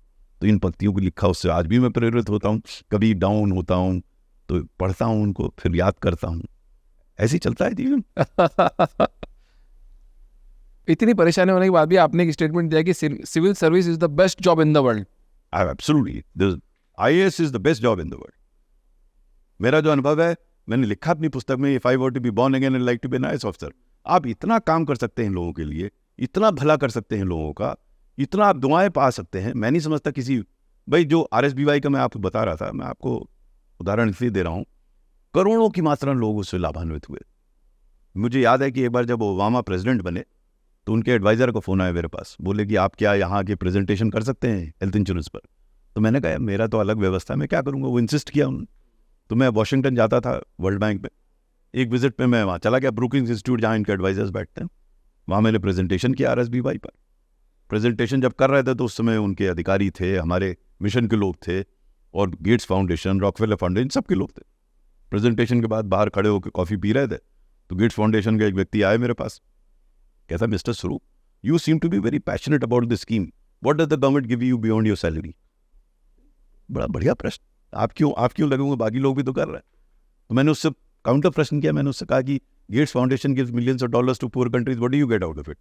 तो उसने कहा साहब that is our job, but more than that we derive a lot of satisfaction out of helping the poorest of the poor. मैंने कहा you have answered your own question, ये जो स्कीम है it is meant for the poorest of the poor, many of whom would have been dead but for the scheme. So the good wishes of those that survived and their relatives come back to me somehow in your, that's good enough a kick for me to do what I'm doing. That gives me the kick. फिर मैंने उसको उदाहरण दिया है समझाने के लिए कि मैं छोटे छोटे हॉस्पिटल में जाता था जो एम्पैनल थे। एक दिन मैं हॉस्पिटल में गया, एक पेशेंट से मैं बात कर रहा था, बेनिफिशियरी पेशेंट था, पीछे बड़ी हल्की सी आवाज़ सुनाई थी, बेटा इधर आओ, बहुत हल्की थी। मैंने पलट के देखा है, बहुत वृद्ध महिला, बहुत, वो बैठ नहीं पा रही थी, लेटी हुई थी, वो स्मार्ट कार्ड दिखा के मुझे बुला रही थी। उसको किसी ने समझाया था कि मेरा कुछ करना है इस स्कीम से। मैं गया, मैंने झुक के उससे पूछा, माता जी आप ठीक तो? कहती है बेटा मैं बहुत तकलीफ में हूँ, लेकिन अस्पताल वालों ने मेरा बड़ा ख्याल रखा। मैंने कहा फिर तो आप ठीक हो जाएंगे, अपने घर जाएंगे। बोले नहीं बेटा मेरा घर वाला नहीं है, मैं तो भीख मांगती थी, मैं बीमार पड़ गई, मेरा पड़ोसी भीख मांगता था, उसने तुम्हारा एक कार्ड देखा, मुझे यहाँ ले आया, यहाँ अस्पताल वाले मेरी सेवा कर रहे हैं, मुझसे पैसे भी नहीं मांगते, मेरे पास है भी नहीं देने को। मैंने कहा माता जी आपको पैसे देने की बिल्कुल जरूरत नहीं है, आप ठीक हो अपने घर जाएंगी। नहीं बेटा, ना मेरा कोई बेटा है ना भाई, मेरा तो जीवन में कोई है नहीं, मेरी उम्र इतनी होगी अब मैं ऊपर वाले के पास जाऊँ।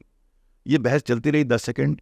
उसने एक बड़ा मज़े की बात कही, उसने कहा लेकिन बेटा ऊपर वाले जाके एक बात जरूर कहूँगी, तुम्हारी स्कीम बहुत अच्छी है, अब देखिए इससे ज़्यादा आपको जीवन में क्या चाहिए, ये मौका मिलता है इसमें।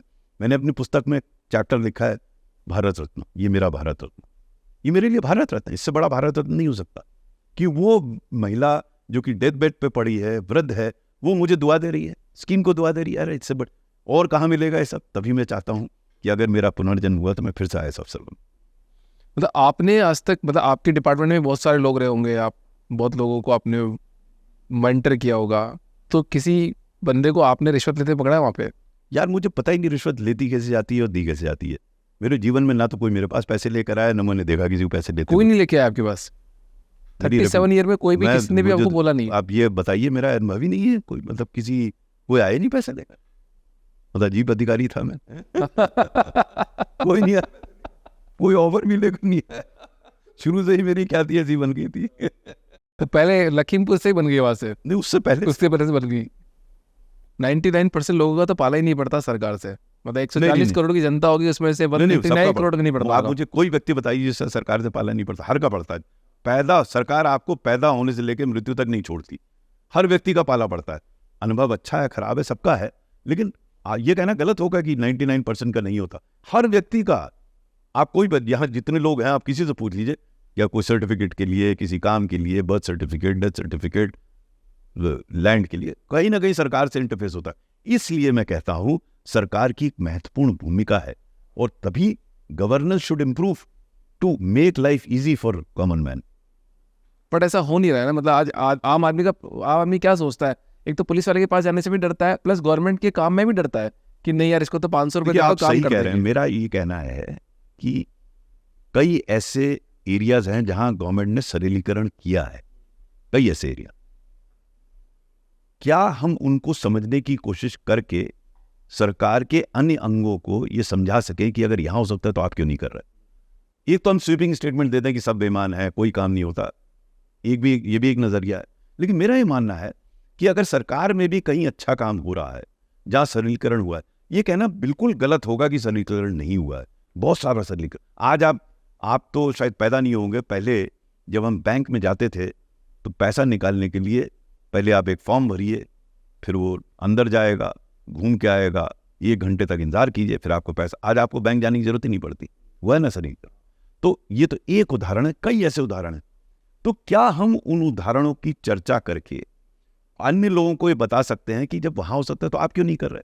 मेरा तो जीवन ही इसी में निकला। मैं तो अक्सर ये सीखता था कि भाई यहाँ हो गया तो मैं भी करूँ, नहीं तो मैं करूँ, बाकी लोगों को बताऊँ। अब आज की तारीख में भी मैं अक्सर इस बात को लिखता हूँ कि जो व्यवस्था कोल में बनाई गई, मैंने भी उसमें मैं भागीदार हूँ, वो व्यवस्था अन्य जगह क्यों नहीं बन रही। अब मैं बाहर हूँ सरकार के, तो मैं प्रश्न तो उठा ही सकता हूँ, लेकिन मैं एक सिर्फ क्रिटिकल नहीं हूँ, मैं एक सोल्यूशन भी दे रहा हूँ कि अगर यहाँ हुआ है तो यहाँ क्यों नहीं हो सकता। मेरे विचार से हम सबको इस पर चर्चा करनी चाहिए कि जहाँ अच्छा काम हुआ है उससे क्या हम सीख सकते हैं।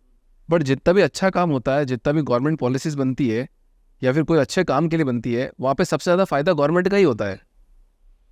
देखिए, सरकार कोई ब्रिटेन की तो है नहीं, हमारी आपकी सरकार है ना, पूरा फायदा हो तो हो कि जब भी सरकार कोई पॉलिसीज बनाती है उसमें एक स्कैम हो ही जाता है। नहीं। अब ये देखिए, आप बहुत स्वीपिंग स्टेटमेंट दे रहे हैं। हर पॉलिसी में स्कैम हो जाता है। स्कैम क्योंकि आपको स्कैम सुनाई देता है इसलिए आप उसको जनरलाइज कर देते हैं। अगर हर पॉलिसी में हो रहा था तो हम चर्चा ही नहीं करते। देखिए, न्यूज़ बाय डेफिनेशन क्या होती है? एक्सेप्शन। अगर वो जनरल है तो कोई खबर ही नहीं बनेगी। तो आप जब स्कैम आता है सामने तो इस वजह से आता है क्योंकि वो एक्सेप्शन है। और अगर हर पॉलिसी स्कैम हो रही होती तो हम आप चर्चा नहीं कर रहे थे, वो स्कैम ही नहीं होता। तो इसको हमें समझना चाहिए। हाँ, ये मैं मानने को तैयार हूं कि बहुत ज़्यादा गड़बड़ियाँ होती हैं, स्कैम्स भी होते हैं। तो हमें प्रत्येक स्कैम के डिटेल में जाना होगा। और चूंकि मैंने कुछ हैंडल किए हैं इसलिए मैं बता सकता हूं कि वो क्यों हुआ। हम क्यों पे नहीं जाते? हमें मज़ा आता है ऊपर की बर्फी खाने में, मसाले की बात करने में, हम उसके कारण पे नहीं जाते। कारण पे जाएंगे तो समाधान निकलेगा। हमने कोल का कैसे कारण निकाला? भाई, जब मैंने ज्वाइन किया था उस समय तो सब स्कैम हो गए थे ना। तो पहली चीज़ तो मैंने देखा कि जो स्कैम कहा गया वह स्कैम हुआ भी नहीं था। गड़बड़ हुई थी, लेकिन उसको स्कैम कहना कि हर में गलती हुई थी गलत है। क्योंकि मैंने फाइलें देखी है, मैंने एग्जामिन किया है, गलतियां हुई थी, मैं मानता हूं कोल में बहुत गड़बड़ियां हुई। लेकिन उसको स्कैम कहना कि हर जगह गड़बड़ हुआ, जो कि अल्टीमेटली सुप्रीम कोर्ट ने भी 90 से सब कोल ब्लॉक कैंसिल कर दिए, मेरे विचार से वो गलत है। क्योंकि हर में गड़बड़ नहीं हुई थी, कुछ में हुई थी।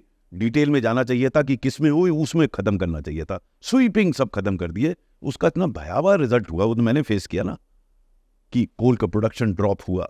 उसके बाद अधिकारियों ने निर्णय लेने बंद कर दिए फाइलों पर। मैंने लिखा है, कई चैप्टर लिखे हैं अपनी किताब में कि उसका कितना। अब अगर आप डिटेल में जाते कि अगर गड़बड़ कहाँ से हुई है तो उन लोगों के विरुद्ध कार्रवाई होती है जहां जहां गड़बड़ हुई है।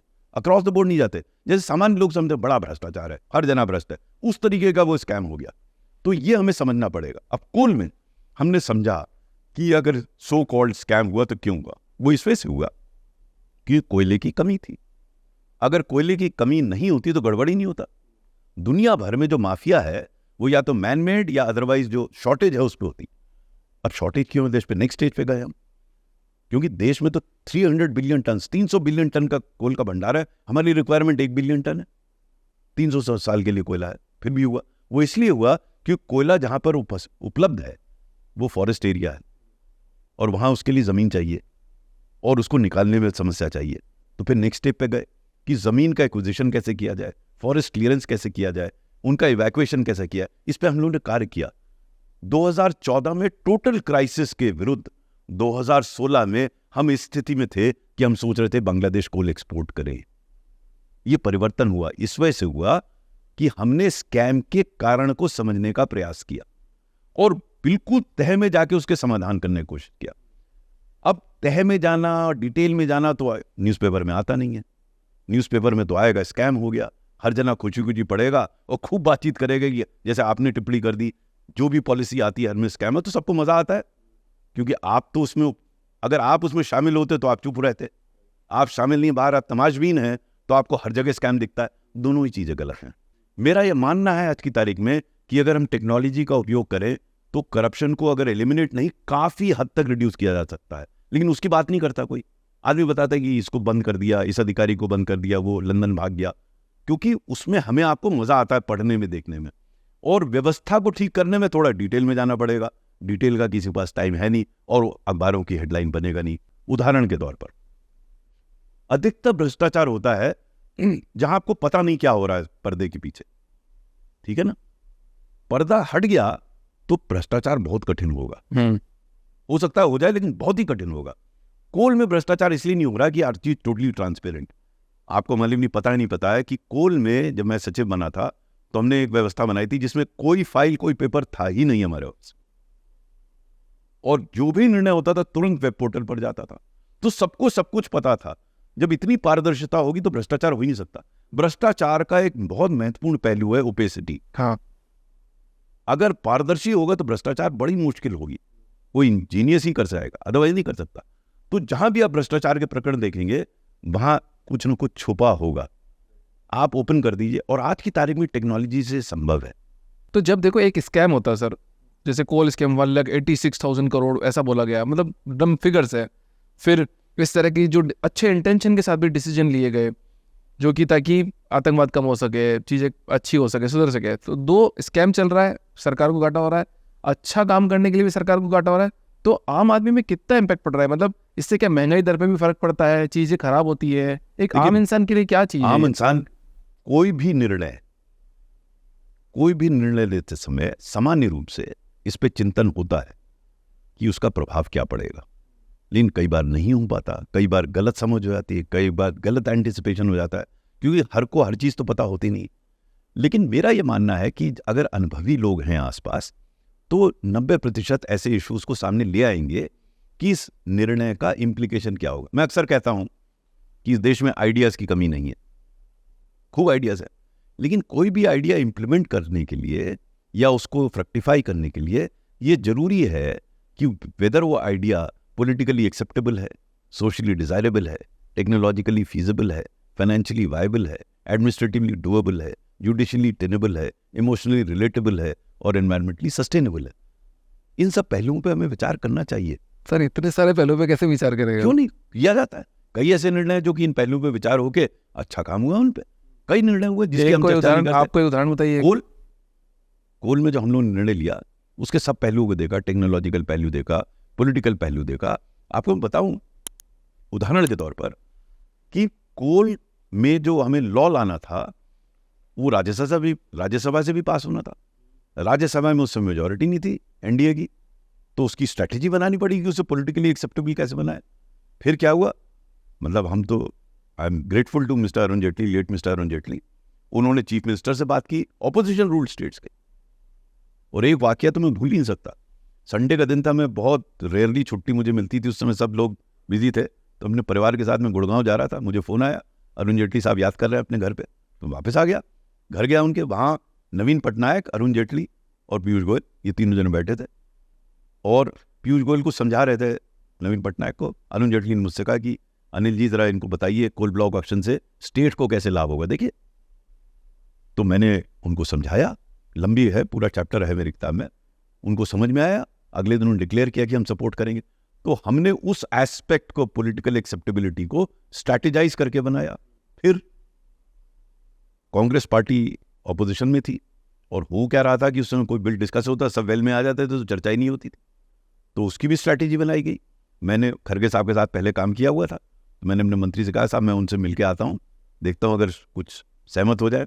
मैंने उनको फ़ोन किया, तुरंत वो आ गए लाइन पे, और अनिल क्या हाल है? मैंने कहा साहब आपसे मिलना है। बोले हाँ आ जाओ। अगले दिन सुबह मैं पहुँच गया उनके घर पे, पकौड़े बड़े बढ़िया खिलाते थे। और कैसे आना होगा? मैंने कहा साहब आपसे एक रिक्वेस्ट करने आए हैं, बताओ क्या है। मैंने कहा साहब मुझे पता है कि आप इस बिल को अपोज करेंगे पॉलिटिकली, ठीक, एक रिक्वेस्ट करने आया हूँ कि आप वेल में मत आइएगा, जिससे चर्चा हो, वोट हो, जो भी हो जाए। ऑफ कोर्स उन्होंने कमिट कुछ नहीं किया, उन्होंने कहा ठीक है।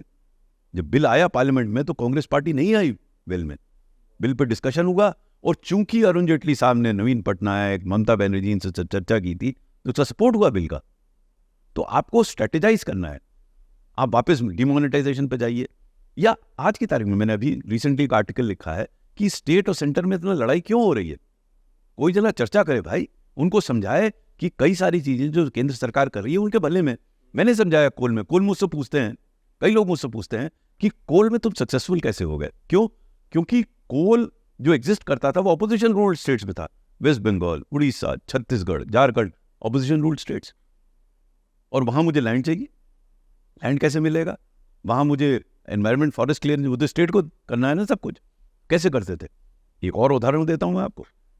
वेस्ट बंगाल के 7 ब्लॉक्स का लैंड हमें चाहिए था कोल इंडिया के लिए, तो मैंने एक आधे पन्ने का बनाया डिटेल और चीफ सेक्रेटरी से मिला, मुझसे इस साल जूनियर था, लेकिन मैं गया मिलने उससे, और मैंने उसको समझाया यार देखो केंद्र सरकार को उससे एक पैसा नहीं मिल रहा है, स्टेट को इतना नुकसान हो रहा है, तुम किस तरीके से अपनी चीफ मिनिस्टर को समझाओ और उनको ये समझाओ यार पॉलिटिकल लड़ाई होती रहेगी लेकिन जनता को इनको क्यों नुकसान हो।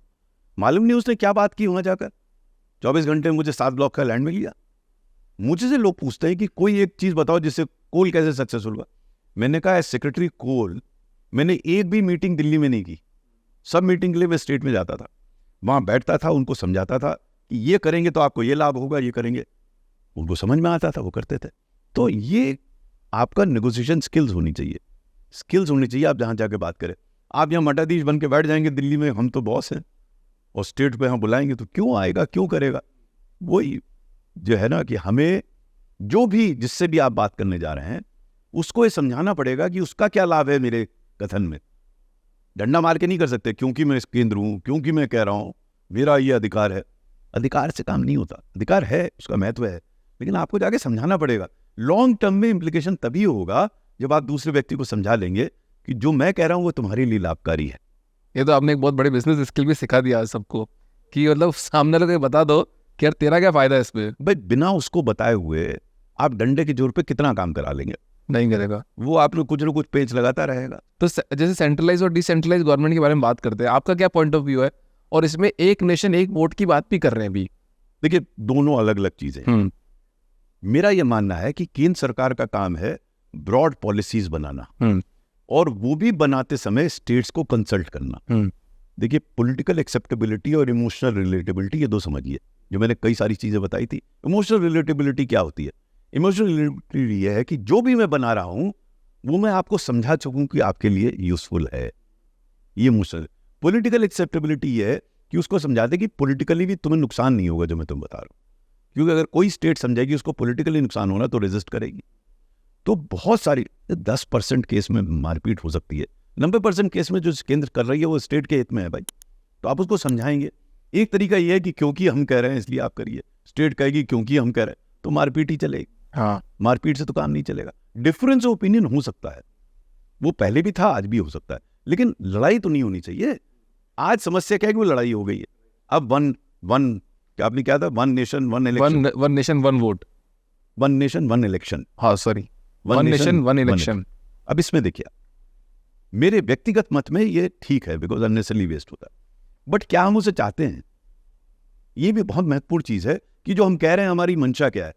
अब देखिए अभी अगर वन इलेक्शन होना है तो महाराष्ट्र और झारखंड का इलेक्शन जम्मू एंड कश्मीर हरियाणा के साथ क्यों नहीं हुआ?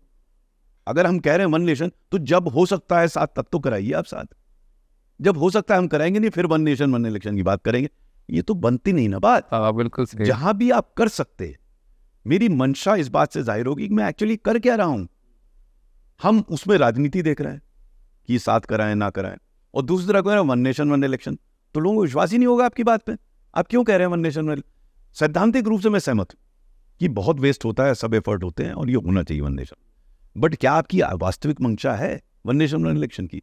क्योंकि जहां करा सकते हैं आप कराते नहीं, वहां राजनीति देखते हैं, तो उसमें डिस्कनेक्ट आ जाता है। फिर लोगों को थोड़ा सा विश्वास नहीं होता कि ये राजनीति कर रहे हैं, it is not for the country.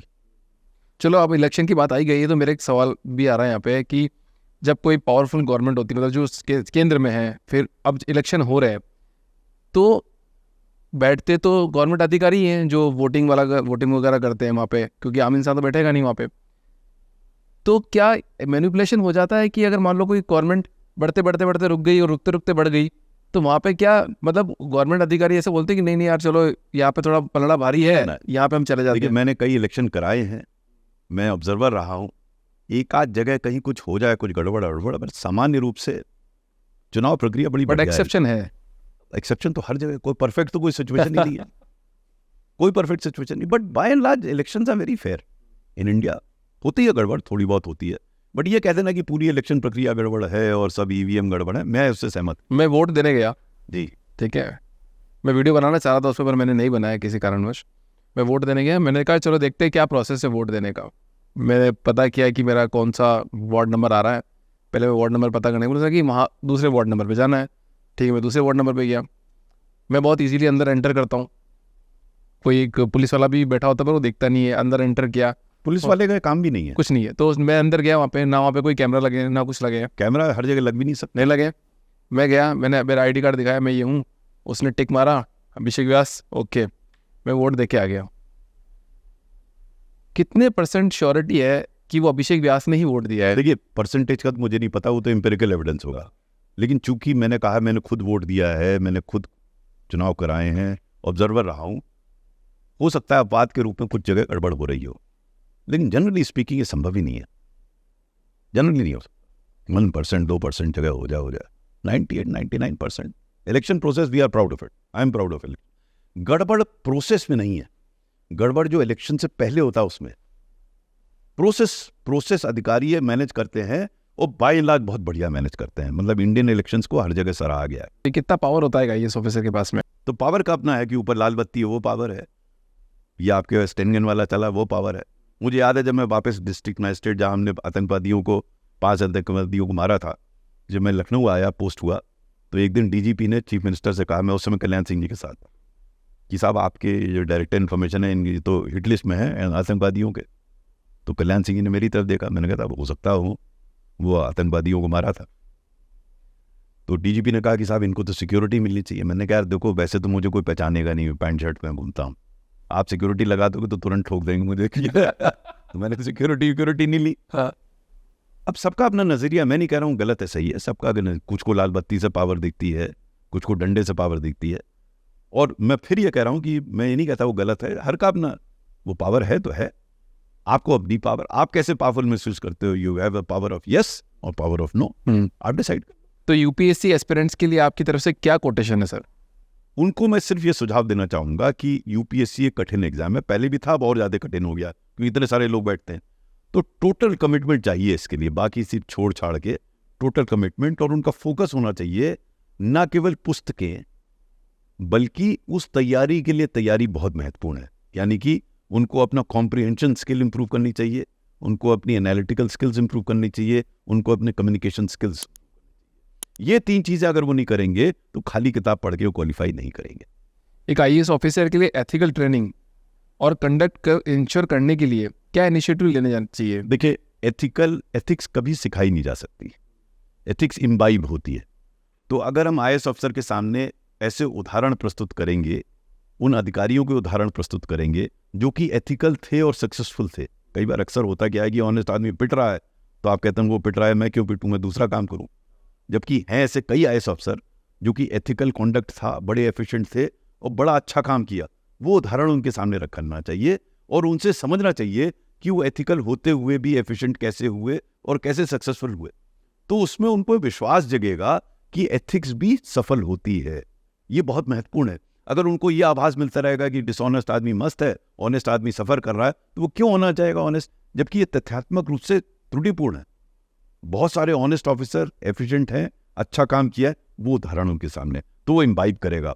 मैं बार बार इस चीज को कहता हूं कि उसको वैल्यू समझ में आएगी कि एथिकल होने का क्या जरूरत है, क्यों आवश्यक है, क्यों उपयोगी है, ये उसको समझना बहुत जरूरी है। एक आईएएस ट्रेनी के लिए मेंटल हेल्थ सपोर्ट सिस्टम को स्ट्रांग रखने के लिए क्या टिप्स है?